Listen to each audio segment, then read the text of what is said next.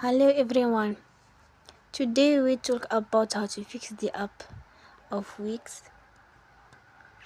We will go to settings,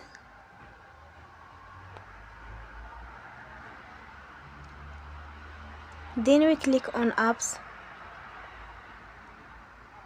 After that you will search about the app Wix and you will click.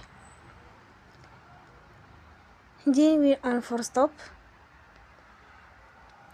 After that you will go to storage. Then we click on clear cache.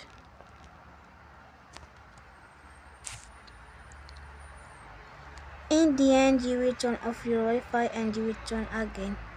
Don't forget to support us by like and subscribe. See you next time.